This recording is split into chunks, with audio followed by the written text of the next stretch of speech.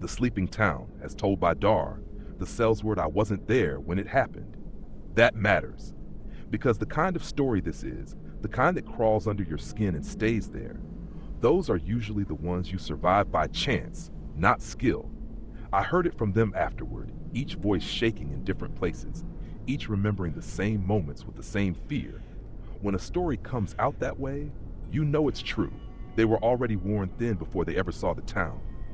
Gerbo, the Goliath barbarian, marched at the front like a moving wall of muscle and stubborn will, rain sliding off his shoulders as if the storm itself knew better than to linger. Katniss Darkdelver, ranger of the wild roads, kept to the edges, eyes always scanning ahead for danger that never quite showed itself.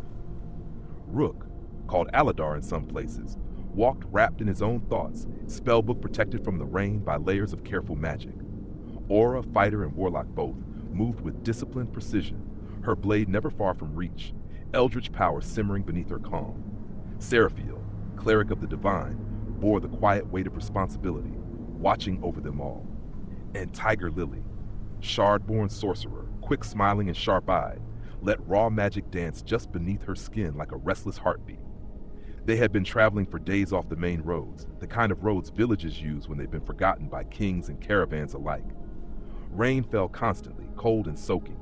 The mud was thick, clinging, foul-smelling. Food was scarce, water worse. Magic kept them alive, but magic-fed hunger is a cruel thing.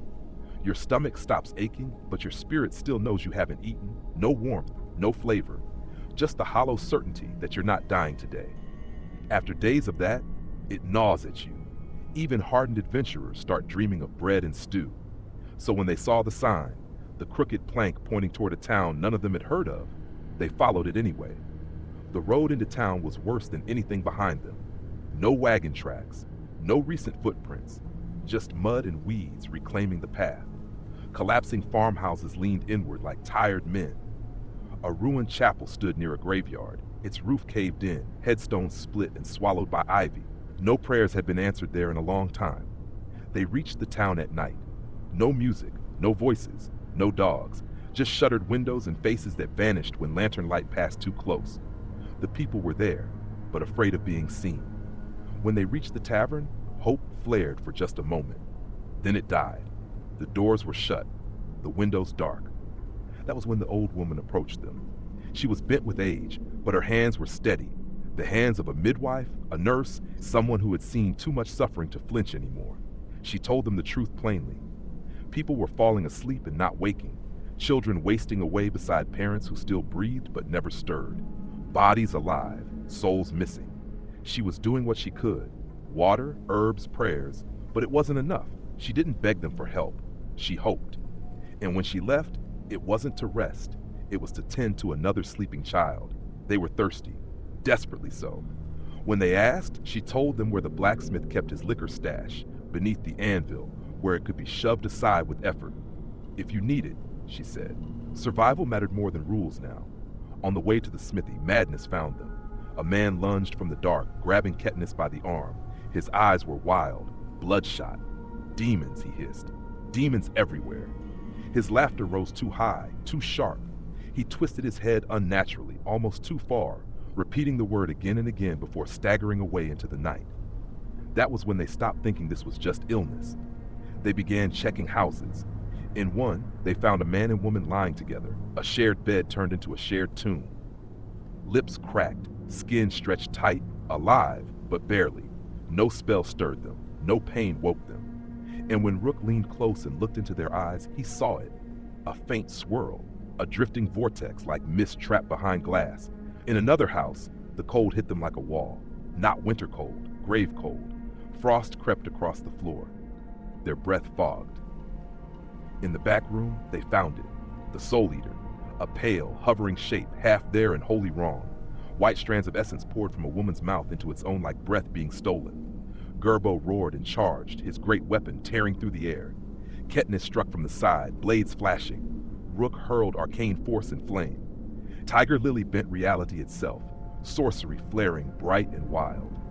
Aura stepped in close, eldritch power humming along her blade. Seraphiel called down divine light, holy words burning against the creature's presence. They heard it. but they couldn't hold it. A binding spell snapped shut, and the creature slid out of existence like smoke through fingers. Gone. Fear took root then, real fear. Later that night, they returned to the tavern. The door had been forced. Inside sat a man at a table, a drink clenched in his hand. He wasn't drinking it, just staring into it. Dust clung to his clothes. His lips moved in a broken mumble. How were we supposed to know? We just wanted what was inside. They brought him back slowly. Grave robbers, a forgotten crypt in the forest. Wards mistaken for carvings, a stolen scroll used without understanding. Treasure taken. A final door half opened before something like a rushing wind knocked them unconscious. When they woke, they ran. That was when the scream tore through the tavern. The Soul Eater returned, angrier now. Rook's fireball roared through the room, flames licking up the walls. The tavern caught fire. The grave robber fled through a window, steel rang, magic thundered. Aura stood firm, blade biting into empty air and unseen flesh alike. Gerbo raged, smashing through shadows. Tiger Lily's spell snapped and twisted. Seraphiel fought to hold the line. Still, the creature escaped again. They saved the tavern. They captured the grave robber. And at dawn, they went into the forest. The chapel was nearly invisible beneath the overgrowth. Ancient stone strangled by vines. Below, the crypt told its story plainly. Fallen knights, shattered holy symbols, twisted remains of things that should never have existed. Purple witchlight burned in braziers deeper within. That's where it waited. The Soul Eater. And when battle began, coffins burst open. 4 wraiths screamed into existence, their touch draining warmth and hope alike.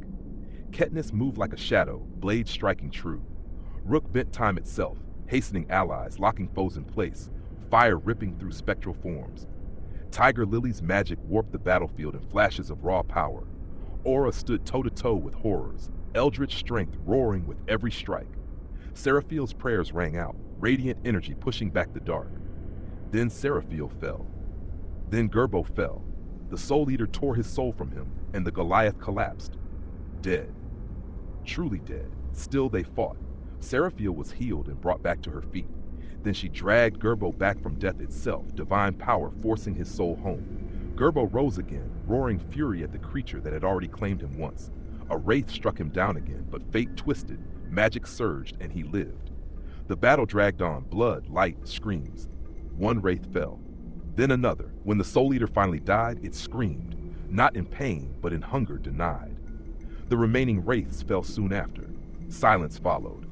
The town slept peacefully that night for the first time in days. Gerbo lived, but death remembers him now. That's the story as I heard it. And if even half of it is true, I'm glad I wasn't there. Because some victories change you, and some places never truly let you leave.